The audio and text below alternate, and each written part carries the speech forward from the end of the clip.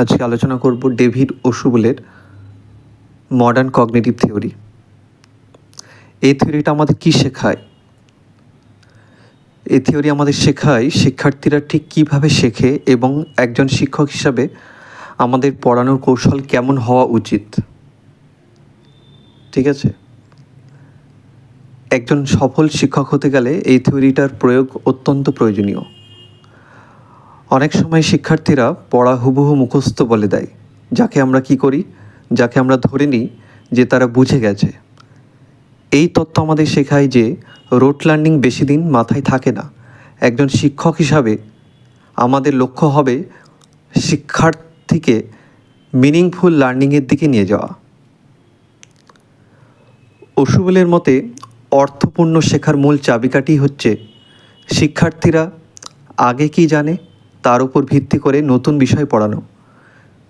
শিক্ষক হিসাবে আপনি ক্লাসে নতুন অধ্যায় শুরু করার আগে তাদের পুরনো ধারণা পরীক্ষা করবেন এবং সেটির সাথে নতুন পাঠ সংযোগ করবেন।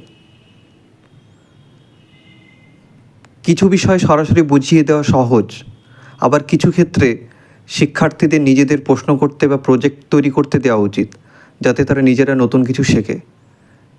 সুতরাং সঠিক শিক্ষাদান পদ্ধতি বাছতে থিওরির গুরুত্ব রয়েছে। মুখস্থবিদ্যার সঠিক ব্যবহার জানতেও এই থিওরির গুরুত্ব রয়েছে। সব মুখস্থবিদ্যাই কিন্তু খারাপ নয়। ছোট শিশুদের বর্ণমালা বা গণনার প্রারম্ভিক ধারণা শেখাতে শুরুতে রোট লার্নিং কাজে লাগে, তবে শিক্ষক হিসাবে আমাদের দায়িত্ব হবে সেটিকে ধীরে ধীরে মিনিংফুল লার্নিংয়ে রূপান্তর করা। তাহলে একজন শিক্ষক হিসাবে এই তত্ত্ব কি শেখায়?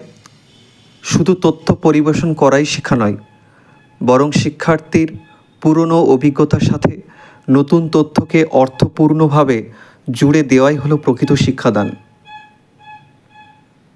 এই যে থিওরিটা, এই থিওরিটা ওশুবেল শেখার প্রক্রিয়াকে, মানে এই থিওরির মূল কথা কি এখন আমরা জানবো।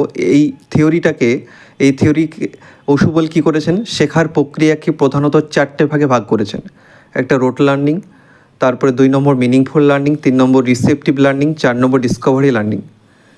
রোট লার্নিংটা হচ্ছে অর্থ না বুঝে বা আগের অভিজ্ঞতার সাথে মেলাতে না পেরে শুধু মুখস্থ করা, যেমন ছোটোবেলায় না বুঝে 1, 2, 3 বা ছড়া মুখস্থ বলা, এগুলো হচ্ছে রোট লার্নিংয়ে। মিনিংফুল লার্নিংটা কি? অর্থপূর্ণ শিখন, নতুন কোনো তথ্যকে নিজের আগের জানা অভিজ্ঞতার সাথে মিলিয়ে বুঝে বুঝে শেখা, যেমন যোগ বিয়োগ শিখে তার উপর ভিত্তি করে গুণভাগ শেখা। 3 নম্বর হচ্ছে রিসেপটিভ লার্নিং, গ্রহণমূলক শিখন। শিক্ষক বা অন্য কেউ সরাসরি তথ্য গুছিয়ে বুঝিয়ে দিলে শিশু তা গ্রহণ করে বুঝে বুঝে, মানে শিক্ষক বা অন্য কেউ সরাসরি তথ্য গুছিয়ে বুঝিয়ে দিলে শিশু তা গ্রহণ করে। আর ডিসকভারি লার্নিং, 4 নম্বর হচ্ছে ডিসকভারি লার্নিং।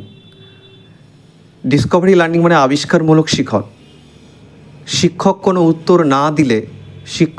উত্তর না দিয়ে এমন পরিবেশ তৈরি করবেন যেখানে শিশু নিজে চিন্তা করে বা গবেষণা করে নতুন কোনো তথ্য বা আইডিয়া আবিষ্কার করে।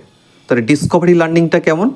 যে শিক্ষক এখানে কোনো উত্তর দিবে না, উত্তর না দিয়ে এমন একটা পরিবেশ তৈরি করবে যেখানে শিশু নিজে চিন্তা করবে বা গবেষণা করে নতুন কোনো তথ্য বা আইডিয়া আবিষ্কার করবে। এই হচ্ছে ডেভিড ওশুবলের মডার্ন কগনিটিভ থিওরির 4টি প্রকার।